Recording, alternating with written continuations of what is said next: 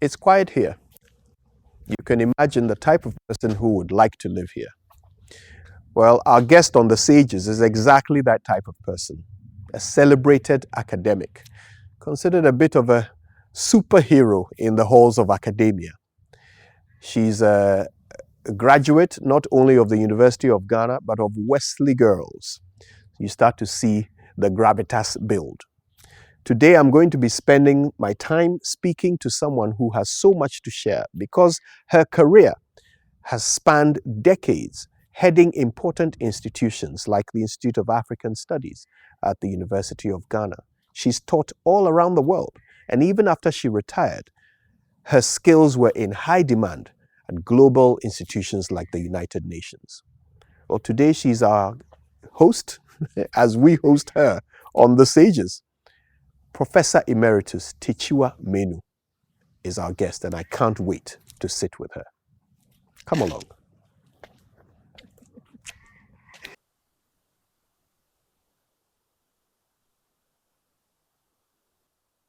A reference point for so many important national issues. But today's conversation, I'm hoping, can spread out that story of your life and how things came to be.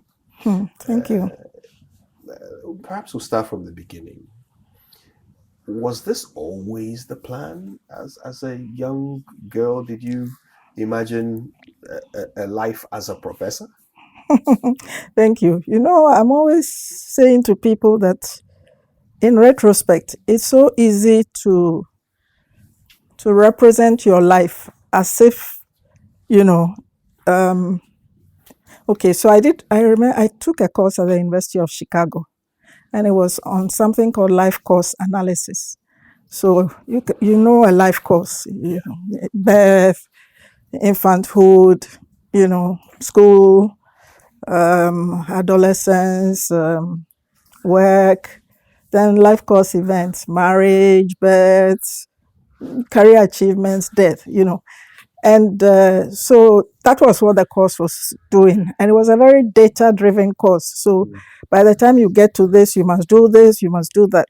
I think life is much more complicated and complex. I don't think I would ever have imagined that this is what my life would be like. I was born in Kumasi. I was telling somebody the other day where I was born, where I grew up. It was on the edge of a zongo. I don't know how well you know Kumasi. So there's this old cinema called Rex Cinema. Yes. And we lived around that area. And in fact, it was a row of 3 houses. So one house was called Mfanti Fufie. It was a story building owned by, I think, a Mr. Quagreen. So it was Mfanti Fufie. The next one was Kwawu Fufie. It was some Kwawu man who had built a house. The house we lived in was more nondescript because there were several different tenants. And this is where I remember growing up in. And, so my father was a businessman. My mother was what was called a housewife cum trader. I helped. I remember I used to like selling things, selling water. Why? No, my mother would ask me to do it, and I enjoyed it. And she thought I was very lucky. Anything she put on my head, I'd go and sell quickly and come home. My other sisters would not deign to do that. I loved doing that. So how do I dream from a childhood selling water and sponge and bread and those things to becoming a professor? I never planned it. I didn't know. Okay. Went to school as a good student still, and my mother was very inspired by a family that lived in the house, Mr. Newman, who came from Takoradi, and his wife kind of took her under her wings as a young wife, and encouraged her, etc. So I don't know where I got the idea from that I wanted to go to Wesley Girls, but I went to Wesley Girls, and from Kumasi to Wesley Girls in those days, it was a long journey. You'd sit in one of these Mercedes-Benz buses early in the morning, and by the time you arrive in Cape Coast, it's past 5 p.m. And the first time I got a shock. I thought I was going to school in Cape Coast. Then we passed Cape Coast, and then we turned and we were going through some villages. And finally we arrived at Wesley Girls, Persisted. And no, I didn't know that. I never thought. At some point, I thought I'd be a doctor. Early on, my father said, he used to call me Abna lawyer because I was always arguing with him, And my mother had an uncle who was a lawyer, so that was within the realm of possibility. But professor, no, I didn't think so. So back then, I mean, apart from the Abna lawyer, nickname, did you have a career in mind for yourself? Were you imagining something other than professor? That's what I said, that at some point I thought I'd be a doctor. And actually in Wesley Girls, for O-levels, I did both art maths and art science, But then I was looking at the results and how people were faring. And I also how hard it was to cross the bar. And I thought, I didn't want to spend my afternoons in the science lab. I wanted to walk and read poetry and enjoy myself. So I think that was discarded. Even though I was doing the art math and art science, I knew I was not going to go in that direction. But I couldn't have told you the direction that I was going to go to. You actually ended up reading some law. I'm a lawyer, not some law. I am a lawyer. You are a lawyer. I'm a lawyer. I have both an LLB and an LLM in law, and I've been called to the bar. The bar. Yes, my this year, yes. So next year will be 50 years. No, this year is 50 years since my classmates got called to the bar. I got called to the bar a year later because I was away doing my master's. So when I came back, I did a private call, and I have practiced as a lawyer. Amazing. Oh yes, oh yes. I used to practice with lawyer Fuga and Co. Yeah. Yes. So I have practiced. How does that profession compare to academia? Well, in a way, it's not like an either or. I think that my law training has influenced me. My passion for rights, for justice, has been inspired from that kind of training. So I tell people I'm a lapsed lawyer, okay, but it doesn't mean that I'm not interested in legal issues, in rule of law issues, in justice issues, So, and it has framed a lot of my research in terms of women's rights and gender, minority rights, etc. That has, informed what I have done very much. Yes. So eventually, academia came calling. Yes, academia came calling. And, when I started, I went to an Institute of African Studies. And as I've said, I've spent my life explaining to people, but you're a lawyer and you are in African Studies. And actually, my inaugural lecture at the university was titled A Lawyer in African Studies. So initially, I used to do some teaching for the law faculty. I supervised all kinds of people. I will not mention a very famous person who's... Oh, we would love that. Oh, but I don't tittle tale, so I won't tell you, the long essay of somebody, and I will not tell you who. Okay. But, and then I taught there, and I also did some teaching for the law faculty at the then School of Administration, now Business School. But it was clashing with my research, because when you're teaching, you have to be there every week. And technically for the university, I was a research fellow. I was supposed to publish. Yeah. So if I spend a whole semester teaching and not go out in the field to do research, it would count against me. That's right. So eventually I gave up the teaching, and then I concentrated on my research. I suppose I may still have continued, but then in 1992, I was away for 6 years, first as a visiting lecturer at Indiana University, and then I decided to do my PhD, because in the law tradition, normally people don't do PhDs. Sure. But the more I moved to the social sciences, the more I thought I should do a PhD. So I was away for 6 years, and when I came back, I was moving up the ranks in the institute, and I didn't go back to teaching for the law faculty. Yes. What took you to University of Dar es Salaam? Interesting. So when I was in, I think my LLB, either in my third year or in my fourth year, I took a class with the late Professor Kwesi Botwe on legal aspects of international trade and investment. And I was very impacted by it. And both Professor Botwe and Dr. Botwe and Professor Akila Pasoya were good friends of mine. Both of them had taught at the University of Dar es Salaam, and they encouraged me, to apply. And I was curious, and I applied, and I went there to do my master's in law. It was very much on the areas of international trade and investment. So I spent 2 years in Dar es Salaam in the mid-70s, It's interesting living in another African country. I'd always espoused ideas of Pan-Africanism as a student. So what better way to experience it in practice, So I stayed in Tanzania for 2 years, learned some Swahili. Yes, I've been back. I didn't go back for a long time, but I've been back subsequently. Yes. Must have filled you with pride when they elected their first female president.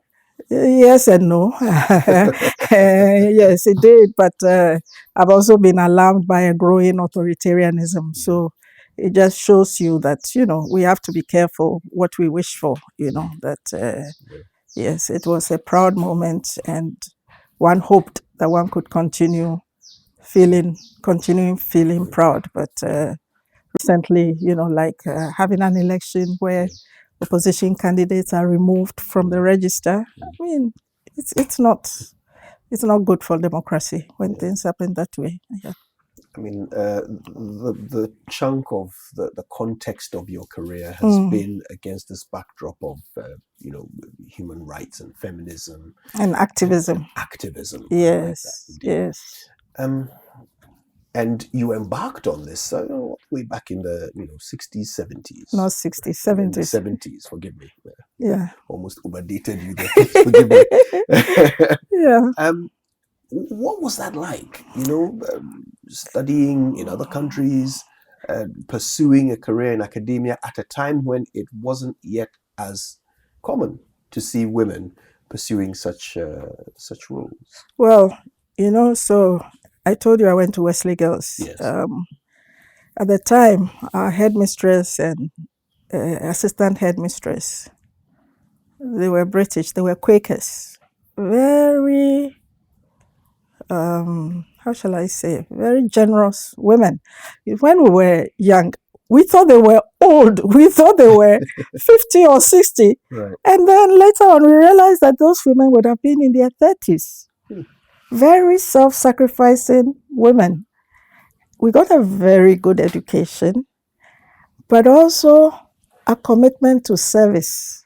I think that when you went to Wesley Girls then, and I'm hoping still now, you were made to feel that, yes, this was a privilege, but it was a privilege that you were meant to share, you were meant to give back. So we did a lot of things. We used to go, Ankafo, just round the corner. So once a week, I think on a Tuesday or some afternoon, we went to the leprosarium, we went to the psychiatric hospital, we interacted with the inmates there. So we were not made to feel that these people were outcasts, We helped the women in the psychiatric hospitals tidy their rooms, do their hair, etc. I was a member of, I was a girl guide, Kakumdu was just there, so they really instilled in us this commitment to service and to people who were poorer and what are now popularly called vulnerable groups in society. But also they opened us up to global events and issues. We had a most open-minded and liberal education, So this was also the time when there was the Vietnam War, so many things going on, the anti-apartheid struggle, etc. So when I came to university, it was natural that I would continue. I got to university in October of 1971. And then in January of 1972, there was a military coup. So we lived through all those, the 70s, and very difficult times for Ghana. Initially, with Achampo, Yentuya, etc., we were all enthused. We thought that, we're going to get back our country, Operation Feed Yourself, Operation Feed Your Nation, but quickly evaporated. And we saw a lot of military brutality, a lot of violations of the rights of citizens, and we joined in as university students. So I was very active as a university student. I took part in a lot of the demonstrations. Yes, there were not many of us women. I mean, in our law class of 32 or so, initially there were 3 women. Yes, But by the time, not before I left the law faculty, it was almost equalizing, the numbers. Wow. So I would have been a minority within a minority in these activist spaces. But, I had brothers and comrades that I was acting with, and I didn't feel alone, although, of course, I mean, the revolution, the way some of the attitudes about women, etc., we actively contested it and challenged them, So in some spaces, yes, issues around women, etc., but I always stood my ground. Yeah. And I wonder whether it makes you feel a little frustrated what? to observe the world today. Notice that we still have so many problems, yet so much less activism. So, as reflecting on that, yes, but even this business about less activism, it depends. I mean, look at what has been happening in Kenya recently. Look at what happened in Nigeria with the NSAS. Look at us, even in Ghana, on some of these broad environmental issues, Galamsey, etc. Many of the people in the streets have been young people. They haven't been older people. What happens on our university campuses is different. I think that we become very insular, very much concerned with our own problems and privileges. The infiltration of political parties on university campuses has also split the student front. So there's so much partisanship, and not enough for students to focus on larger issues, So on some fronts, I'm hopeful. On others, I'm despondent. This morning, I was thinking about this interview, and I was thinking about the world in which I grew up in, where even wearing cloth, wearing a shirt like yours, was looked down upon. Have you heard the word, Kujo, fratemini? Fratemini. No. Fratam. Yeah. Ibio fratam. Somebody who wears cloth. It was once a term of insult. Fratemini. In other words, somebody who didn't wear dresses, who didn't wear frocks, who was not educated. Do you see? So on that front, we have come miles away. Now, we outdo ourselves making different African and Afrocentric clothes and stuff like that. Once upon a time, you couldn't do that. You had to be being dressed. It was on weekends when you're going to church, you can wear cloth, the women can wear cloth, and even then the cloth had to be imported Dutch wax, And gradually, we've shed those kinds of things. I'm not suggesting that elitist attitudes have died, but to a large extent, this kind of snobbery of people based on what they wear, how they dress, has died down considerably. So to that extent, we've relaxed some of our conventions and social mores, etc. On other fronts, we haven't changed. We've actually become much more narrow-minded. We have not really realized our potential. Yesterday, I was sharing a post that someone had sent me about a Chinese invention for bone surgery, some kind of. So they watched oysters and how oysters manage to glue onto something. So now I'll send it to you after the interview. Please. So now they're saying that instead of people going through and having metal put in their bodies after accident, they no longer need it. They're using this kind of natural substance. And what fascinated and hurt me about that story was how the Chinese have built on their own traditional knowledges to make something, and we have not. So herbal medicine has not progressed over more than 50 years.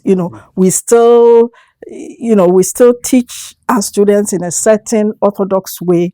We have not really managed to integrate these things. So even if you go to the Ministry of Health, maybe you'll find one office with somebody, but it's not in the mainstream of our medical practice. So those are the things that hurt me. Those are the unrealized opportunities. Certainly, there has to be something in all these medicines.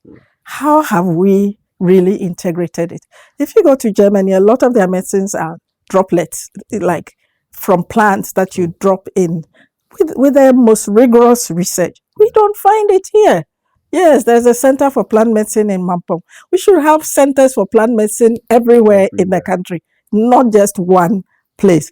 And so this potential has not been realized, not only in herbal medicine, even in food production. How come we have become more and more food insufficient, more and more food insecure? Every year we publish how much we're spending on frozen chicken, frozen fish, frozen everything, oil, tomato, and in fact now it's not even tomato paste. When you go to the market, they've written tomato mix, and when you look at the list of ingredients, you never find tomato mentioned. I'm passionate about this because I'm a very good cook, if I must tell you. Yes. I hope one of these days you can invite yourself You here. don't have to ask me twice. So I am very interested in food habits, what we are losing, what we are not using, and also the damage to our bodies with all these substances. I'm very careful when I go out. I'm very fussy about what I will eat and not eat. The contaminated palm oil, the tomato mixes, all the cubes with so much salt and sodium and all of these kinds of things. And this is really the substance of ourselves, of our identities as Ghanaians and Africans. And we're losing it, and we don't seem to care. We don't seem to worry about it, So if we worry about how much import cover that we have, so that what? So that we can continue importing frozen chicken and all of the things that we don't make, but could make, So if we put out an import list and went through, especially when it comes to food and pharmaceuticals, what we could make, what we could save, the employment it will generate. We seem to think that employment is something outside, that a Ministry of Employment, for instance, generates, not integral to every activity that we do. So where is the employment generation potential in any program, whether it's in agriculture, whether it's in fisheries, whatever area that we put, where is it? Whether it's in road construction, this is where the employment is coming from. It's not just a separate ministry which is magically going to distribute people around, And I mean, you go to a place like Tanzania, you go to East Africa. I'm not suggesting that they are completely food self-sufficient, but it's interesting when you watch the diets, how much Tanzania exports rice, and they grow a lot of their sweet potatoes and corns and vegetables and things like that, and of course they also have a lot of cattle and stuff like that. And we know so little about Africa. We keep talking about Africa all the time, and sometimes we just manufacture it. We think that what is happening in Africa is what is in Ghana is what is happening in Africa. So I know Africa quite well, especially after I went to work for the UN Economic Commission for Africa. I've been to virtually every African country, and you can see that yes, we have a lot of similarities, but we also have some differences. Yeah. We have some, but we need to know more about this Africa that we claim to embrace, which we don't embrace enough. When we have money, we want to go to Dubai. We don't want to go to other African countries. Why don't we go to Zanzibar? Why don't we go to Botswana? Why don't we go to, we'll go to South Africa because South Africa is almost like Europe. Yeah. But we don't even explore, And then other people from other places go to those places that are not important for us. Yeah. So living in Tanzania, going around a lot of African countries, showed me the potential that we have, and how much we need to truly integrate with each other, learn from, adopt, share, and progress together. In fact, I think you've led perfectly to the next question I was going to ask you, which is about Pan-Africanism, another important pillar of your activism. What does Pan-Africanism mean to you? Thank you. Well, so when I was a student, together with Ambassador Cabral, Bliami and co, we had PANIMO, the Pan-African Youth Movement, in those days, and we did a lot of protests. This was when the then Portuguese territories, Mozambique, Angola, Guinea-Bissau, Cape Verde, etc., were still under colonial rule, South Africa, etc. And then, of course, I joined an Institute of African Studies, and we have this foundational speech in 1963 when the institute was formally opened by Dr. Kwame Nkrumah. There's this speech called The African Genius, where he talks about Africa and what an institute like ours should be doing. So if we just take Pan-Africanism, like, everyone, we're uniting everything. But Pan-Africanism has been seen as a political slogan, a cultural slogan, wearing the clothes, wearing this, etc. You can wear the clothes and still have, a certain mindset. But it is really a belief in Africans as a people, in our potentials, our humanness, our humanity, given that if you look at a lot of history, imperial history and writings, even in the imperial science, Africans and Black people were supposed to be at the bottom of the totem pole. So Pan-Africanism embraces African peoples all around the world, not just in Africa, but also in the diaspora, including in South America. I lived in Colombia, and then I discovered a large Afro-Colombian population. Yeah. And now they have a vice president who is a woman, a Black woman, But not only in Colombia, I've been in Chile, Argentina, in Peru, in Brazil. There are all these Afro descendants, So Pan-Africanism embraces all of these people. It's also in the Caribbean, and if we think of Africa as the cradle of humankind, then clearly there is a lot of knowledge, a lot of invention, a lot of creativity that has sustained us all these centuries, despite what we have been through.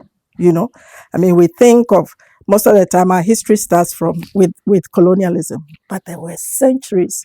There's a writer, recently there are books that have been published about Africa's Middle Ages. So we don't just think of European Middle Ages.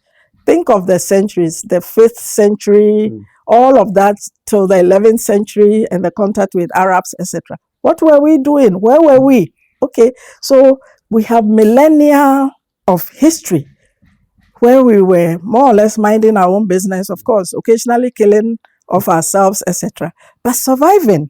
And we need to know these histories and philosophies and cultures and embrace it as part of our heritage.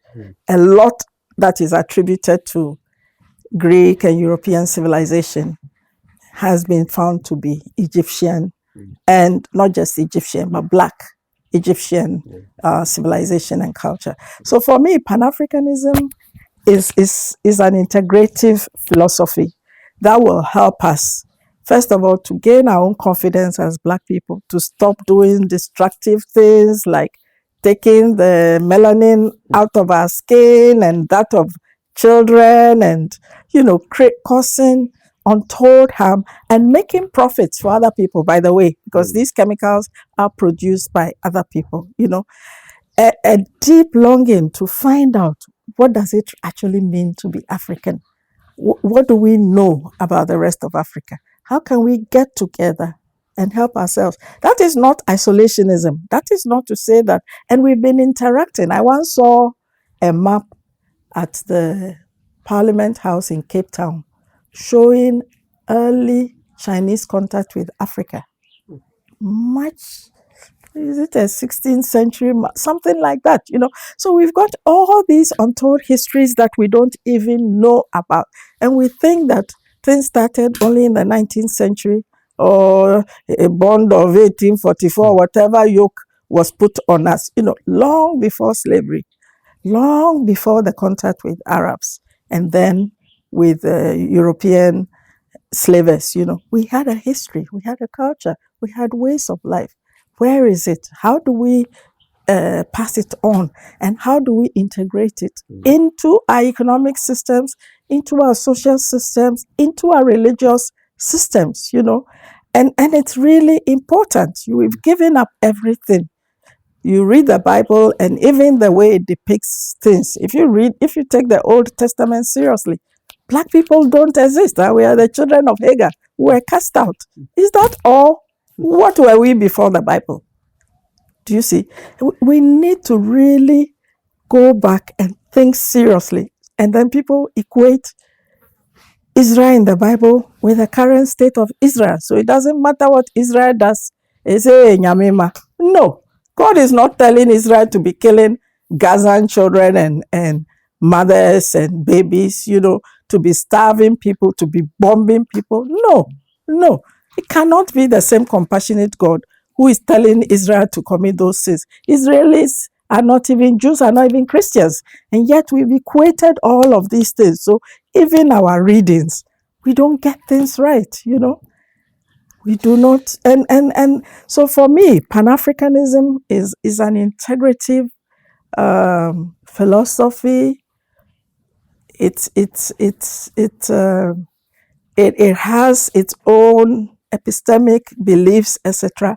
It's about Black people, but it's not about Black people in isolation from the rest of the world.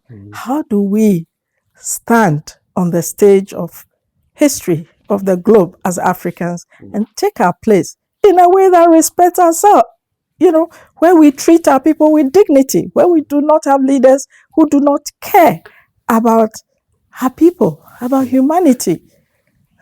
You get richer, you go and put your money, go and buy houses in every other country, but in your own country or in Africa, and enrich other people. No.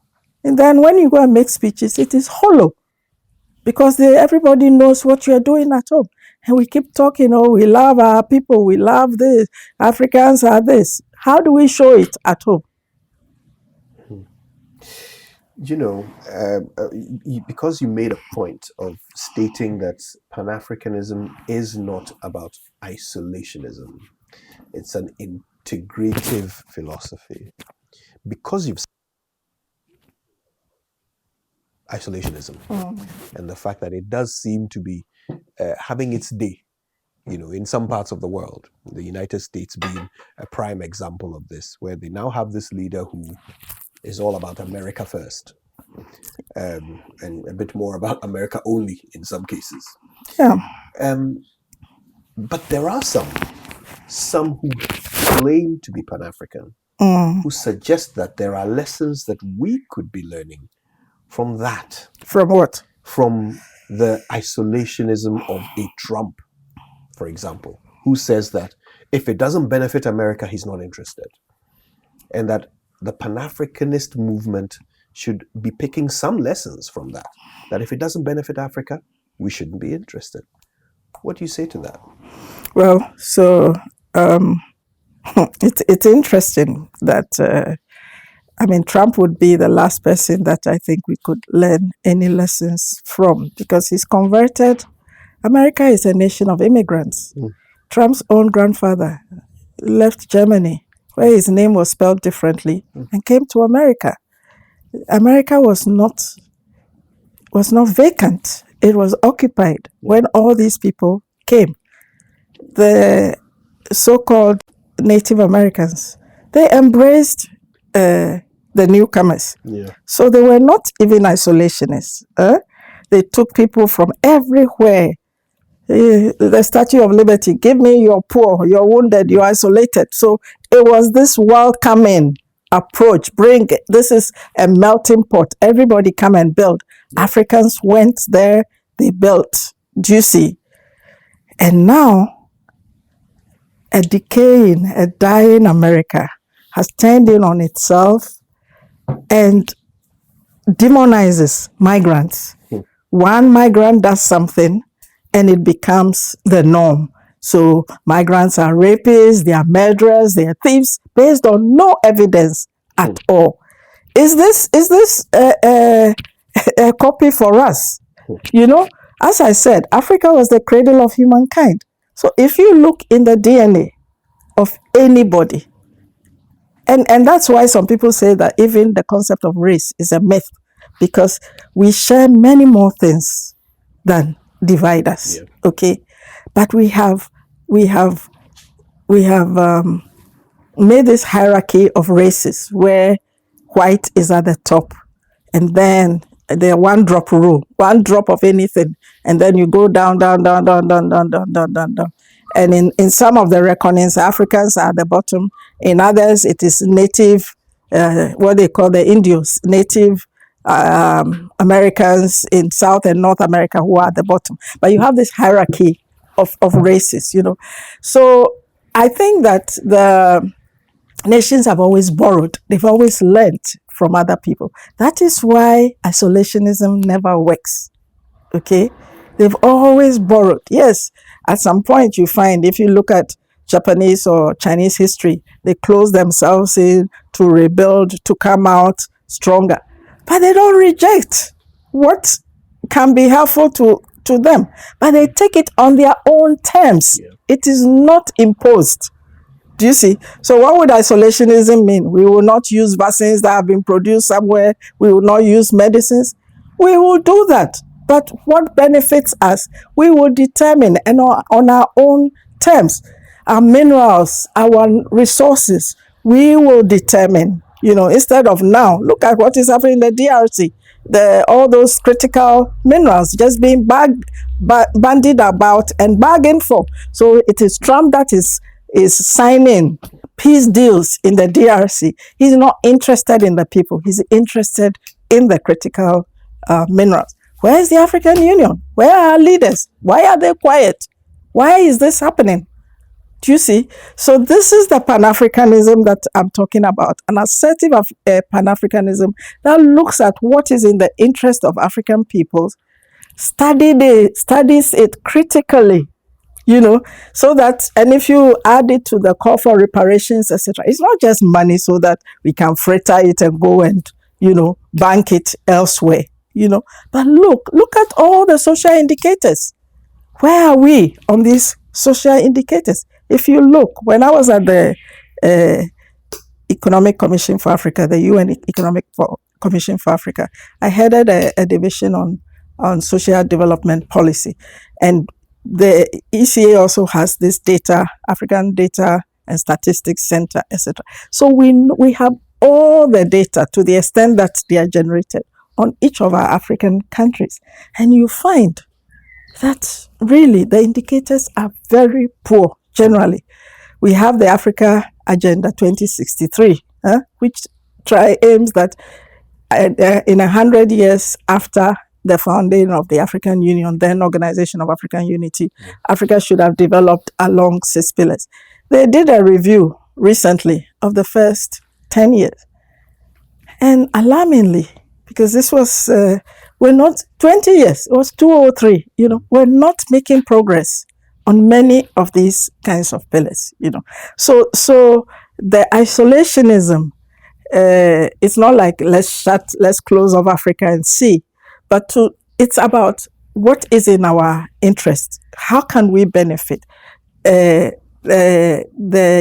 ECA, the Economic Commission for Africa, it has all these mining laws, so it's gone around. It knows what is happening in Ghana, in Africa, and it's taking the time to formulate all these model laws. And one of the things that it does is that it gives advisory services to states, and there were many Ghanaians who used to work there who know about these things. So it's available to all of us. How are we making use of all of these things? We keep going back to the IMF and the World Bank. Cyclically, nothing keeps improving. 17 times, 18 times is on the horizon, So if isolationism means, taking a step back from this business as usual, yes, I support it. But isolationism is not like let's close off Africa, etc.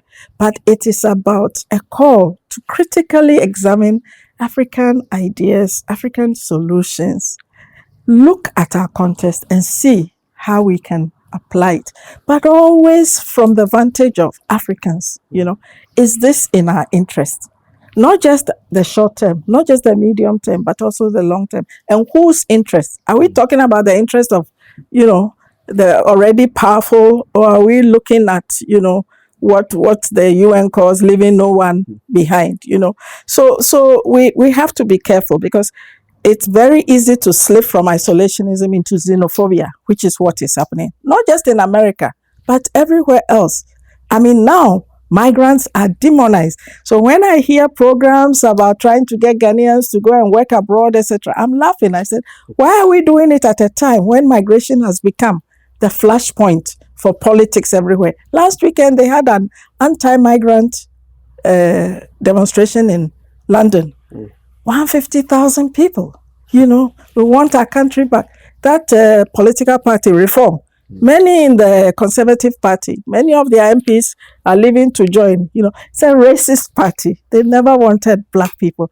And sometimes you're surprised. You find some black people in these parties, So we really have to be careful. First of all, I study migration. It's a myth. Not everybody is on the move. Globally, it's only 3% of the global population which is moving.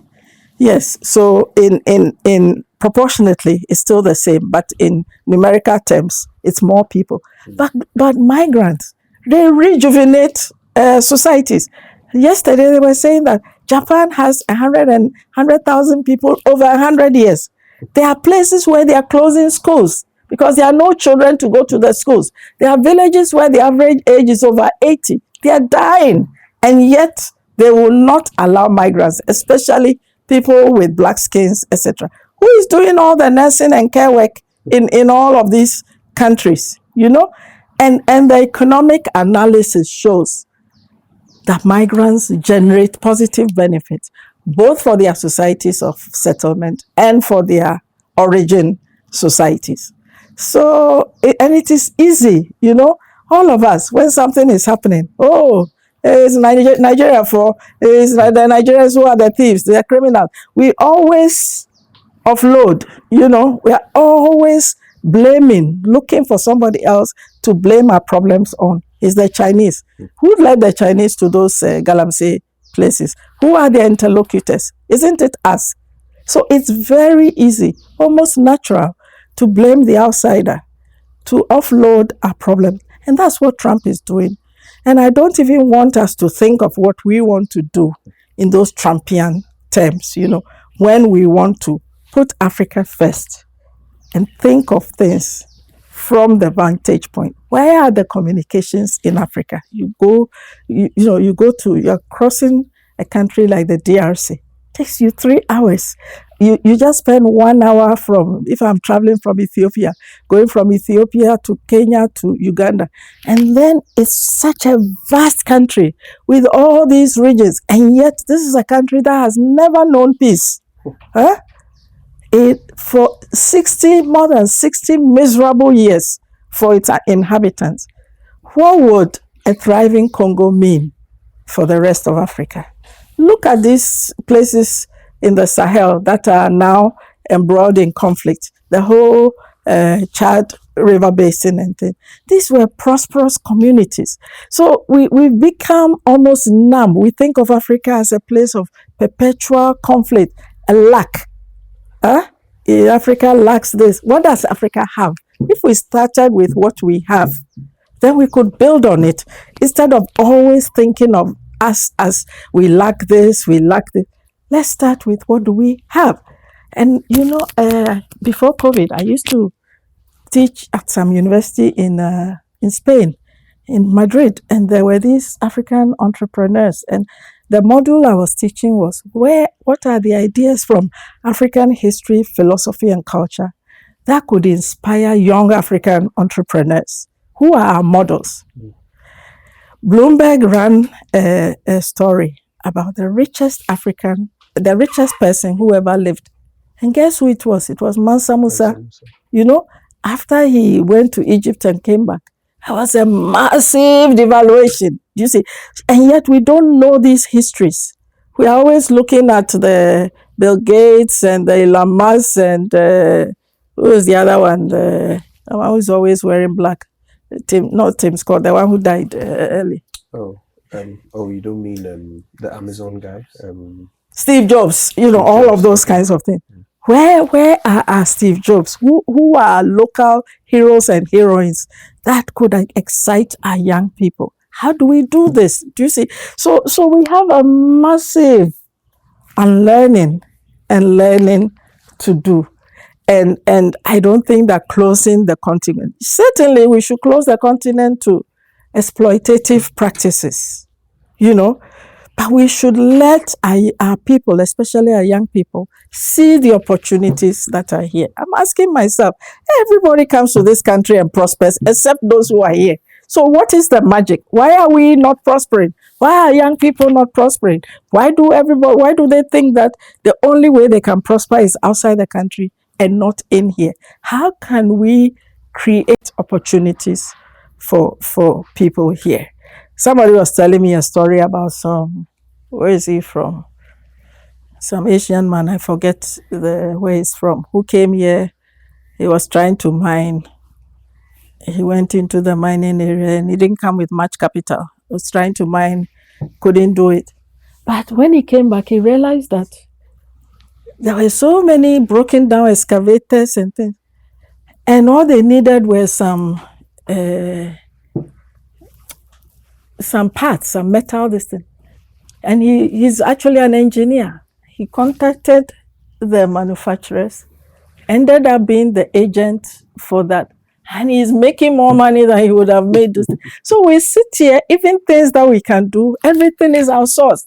All we do is rent our houses, and then suddenly businesses are making money, and then we are moaning.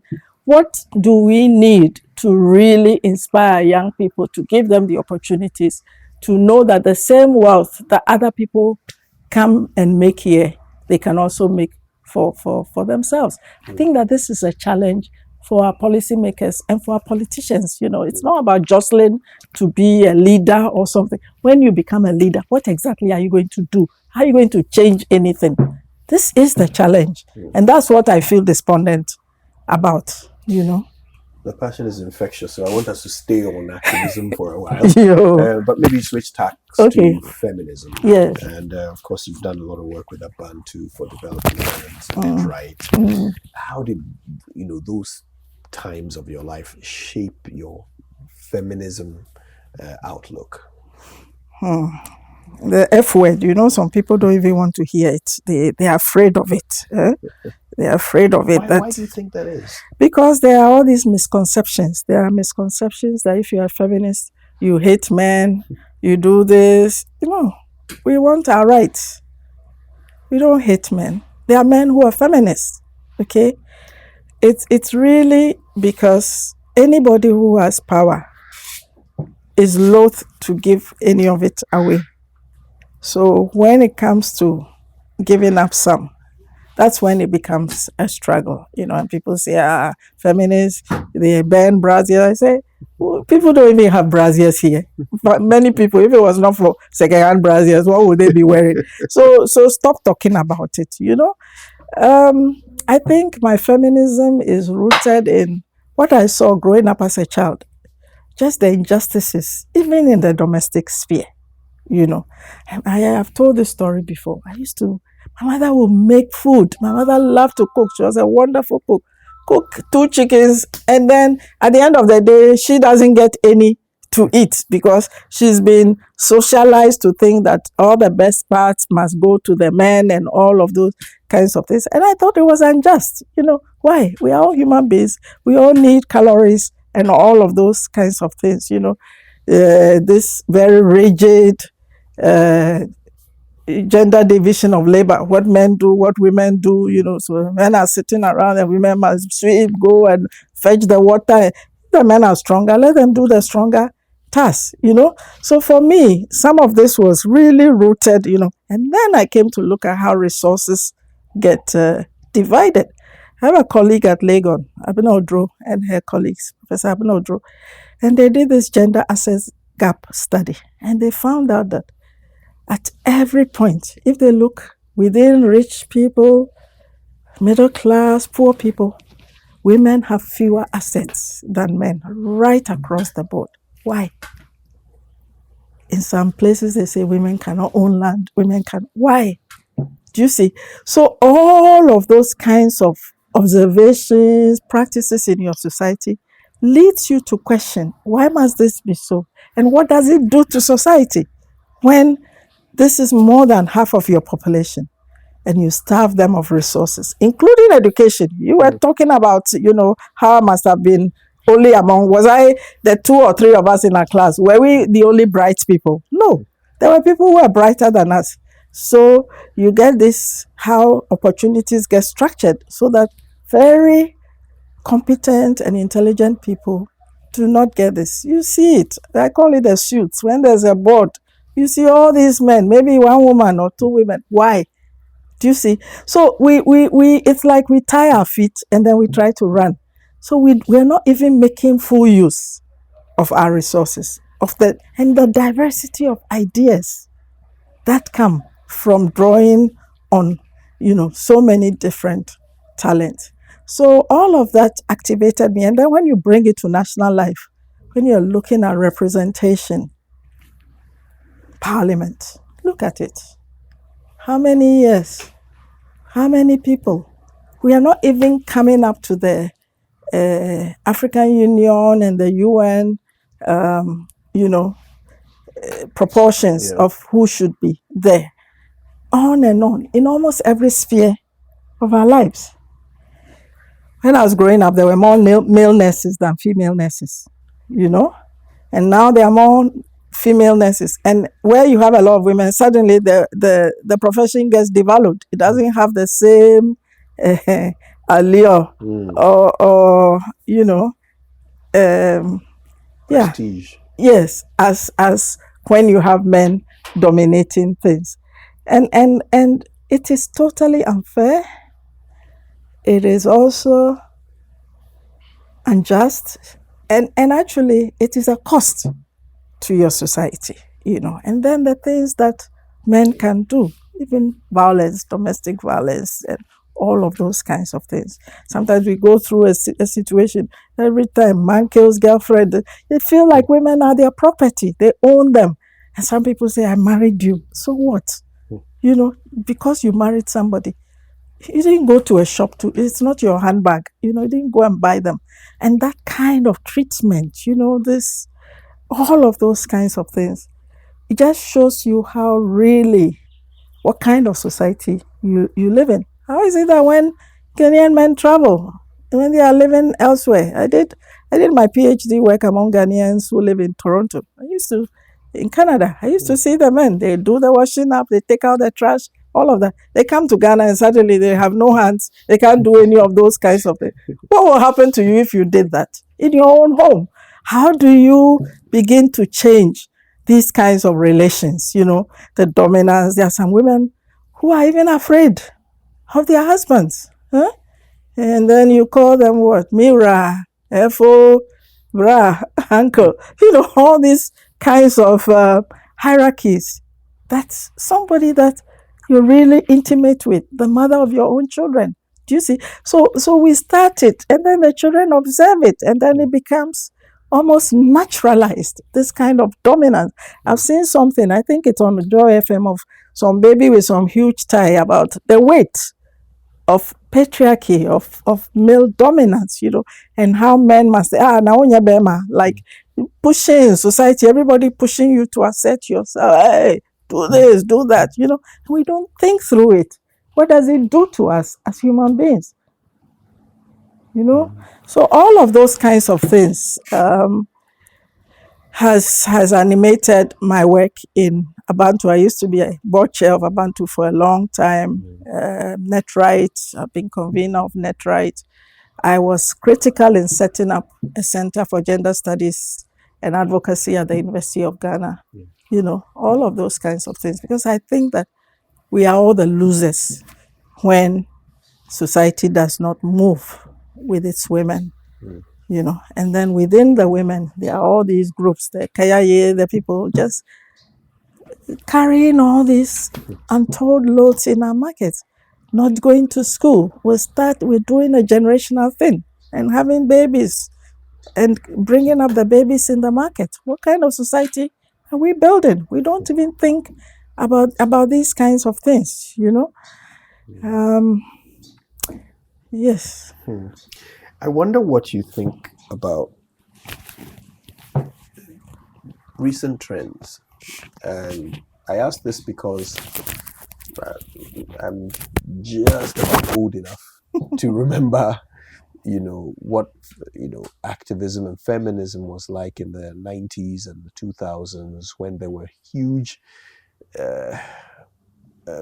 injustices to correct.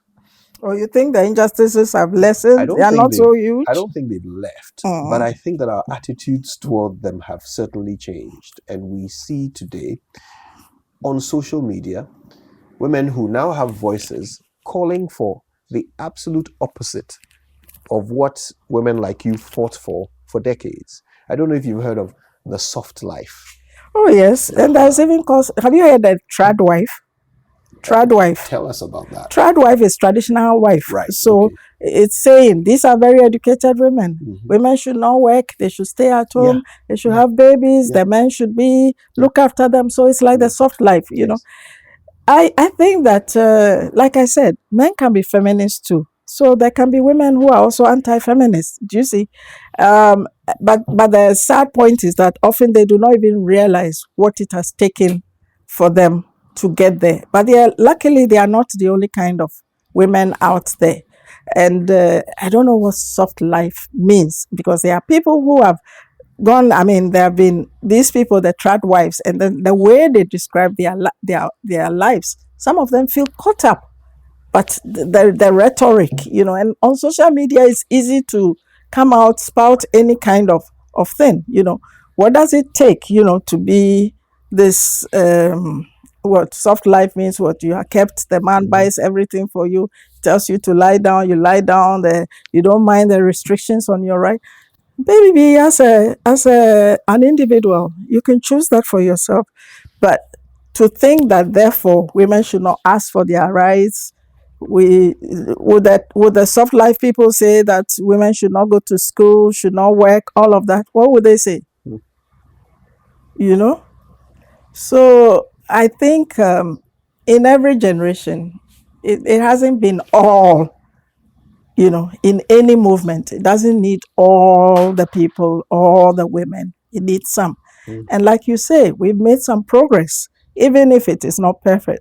I think there are very few people now who would say that women should not go to school, women should just stay at home, women's job is to cook. Look at all these chefs, these young men who are competing now to be this. So if you say that cooking is what God gave you the hands to cook, and then you go and you find that there are men there who are doing better than you, what are you going to say? God is unjust, or God should take away the hands of these men? So society is evolving, you know.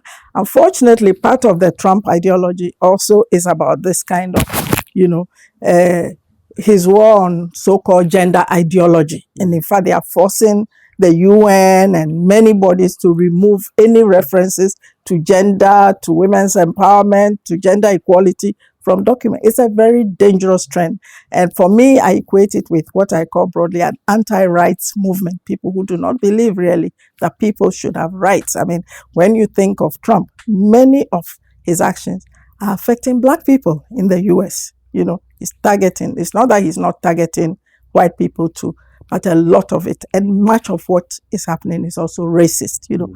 So it's a pity. I salute the soft lives. May their lives always be soft. We will walk on the hard road because we know that the road is not soft, you know, and things have never been given to people. Yeah. How did it feel just a few years ago when suddenly Ghana was front and center of the gender and identity debate? When suddenly we were divided on that, and we are no longer. Well, it seems to have quietened down, although I'm not sure our views have changed. But the rhetoric seems to have calmed down. It's interesting that you say that, because it shows that it was a manufactured crisis. It was manufactured. It did not emanate naturally from the society. Yes, some people were affronted because gays and lesbians went to open a resource center for themselves. There's so many private clubs. You don't have to go there. There is a law on protecting children. If they cross the line, deal with them. But people open a private space for themselves, and suddenly the whole society is on them. And then you ask them, so how many gays and lesbians are there in Ghana? They don't know. So how do they threaten people? Do you see? So people are over 18. We're not concerned with the spate of teenage pregnancies that are always shown to us. I've looked at the records of DOFSU, the defilement cases, etc. The majority of those are committed by heterosexuals. We are not affronted by it. Suddenly, we manufacture a crisis. There was even a song, they are coming for your children, we are coming for your children, just to alarm people. So it's interesting that the way it went up, it has come down again. And that shows you, we've always had gays and lesbians in our society. I remember I was on a TV program with Mr. Ikweotu. And I said, but you're a Gaman in Accra. He said, oh, as for those are old aunties and uncles, we know them. You see, so he was admitting that yes, they've been around. But what he's worried about is the people have taken all the letters of the alphabet.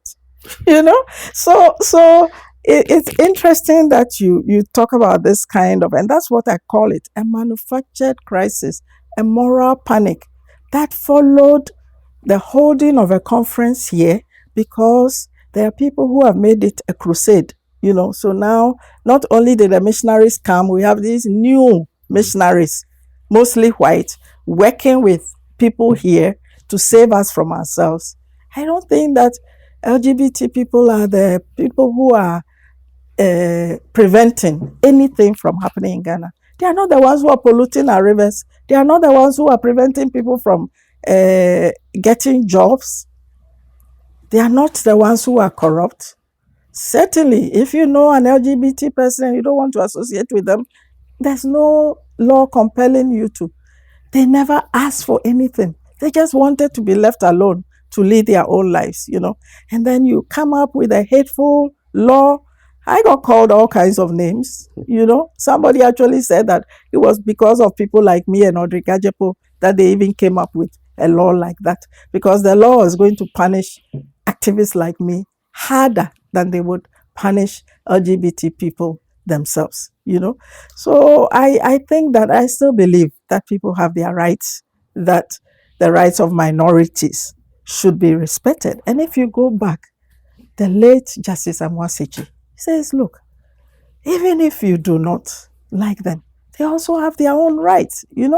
So I hope that this frenzy, this has quietened down, and that we will continue to be a society where the majority may have their say, but the minority also feel protected and have their rights.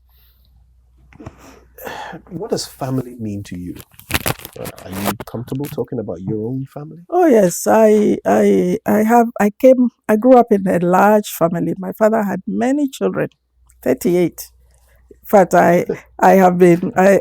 we just buried my older brother, and we have another funeral in about a month for one of my sisters. So I grew Which up. number are you out of the 38? From my mother, I'm number 2. From my father, I would have been among the first 10 or so. But suddenly I'm among the oldest because, death. So right now I think I have an older brother and an older sister, and then it's me. So suddenly I'm about like number 3 or so. So I've always been comfortable. We knew each other. We interacted well, etc. And then, as I said, my mother had 8 children. I have 2 children. So family is important. Yes.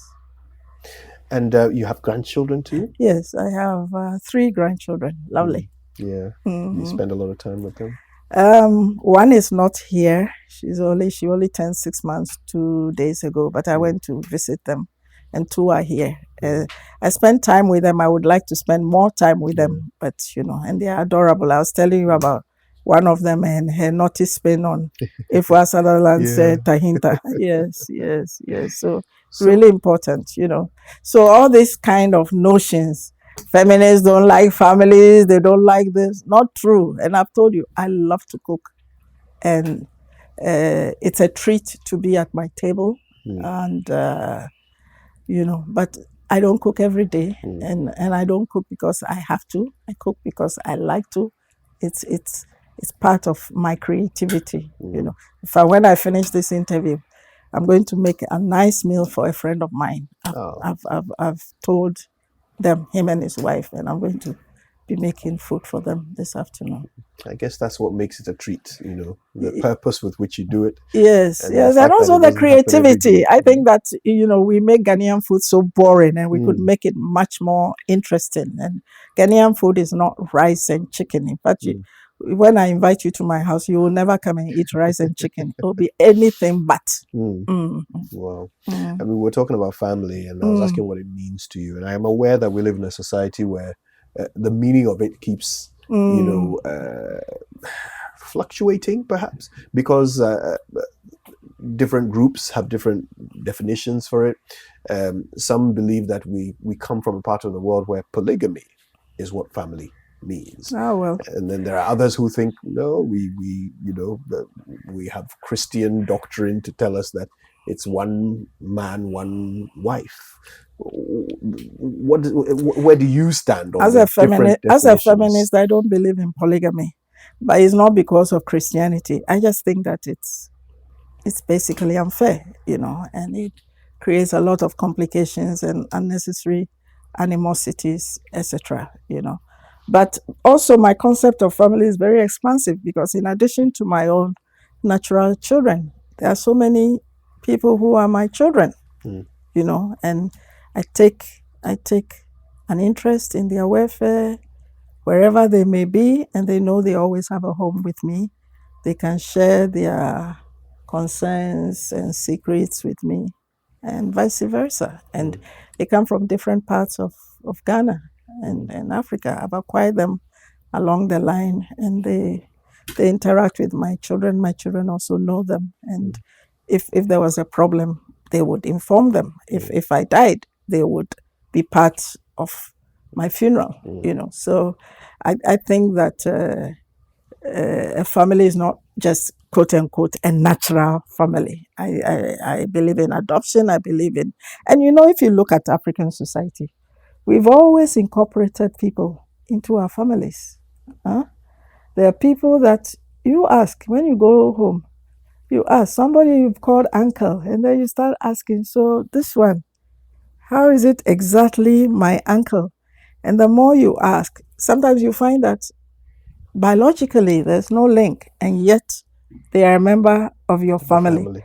And so we've always had these strategies of incorporation historically, because we've always believed that wealth is in people. It's not just in things, And I think that polygamy may have served a purpose in the past. For me, it no longer does. And yes, of course, it's people's choice. But often... You generally feel it's unfair? Yes, I think it's unfair for women. Even if the women choose to be? Yeah, but you see, this is the choice. And there's a famous letter by a Senegalese woman called So Long a Letter. And it's a very interesting piece, because it's an older woman who marries a man when they are both young. And later on, the man takes somebody who is the age of their daughter to be his second wife, Maybe the second wife thought that she had whether did she choose or was she chosen? And certainly for the second wife. So this is an account, a letter that this older wife is writing to her school friend after the death of the husband, and she talks about her feelings and her emotions, etc. And Amateidu also explores it very powerfully in a short novel called Changes, where there's maybe a woman like me, a professional woman who is married to her husband, and she has a daughter with him, but she finds him so boring. So she leaves him. And later she meets this guy called Ali, tall, dark, striking, Muslim. He's already married. And they start a relationship. And eventually he goes to marry her. And it's a very ambiguous thing, because she can't see him when she wants and all of those. And then in the story, the grandmother says, "Hey, Essie, what are we to make of you? You had your own husband, you didn't like him, you didn't want him, and now you're going to marry another woman's husband, And in the end, it's you should read it. I used to teach that novel, So it's a very interesting and ambiguous situation, but one that is so common. There are many professional women, and some of them want children, and they don't want to adopt. They want to have their own child. And there are many men who are not interested or afraid or don't want women like that. So women are in some of these kinds of relationships. And I don't know how much you will call it a choice, because choice is a very interesting concept, What is a choice? When are you doing the choosing? Who is doing the choosing? Under what conditions do you do that choosing, And I mean, one Christmas, AC is almost going mad because she's lonely. The man is spending, he says they have their own traditions. He has to spend this with his wife. And here you are, you're also a wife, So there are all these kinds of ambiguities, especially in the modern context. In the old context, they all used to live in one compound. Now it's almost impossible, Certainly not a choice I would make for myself. Mm-hmm.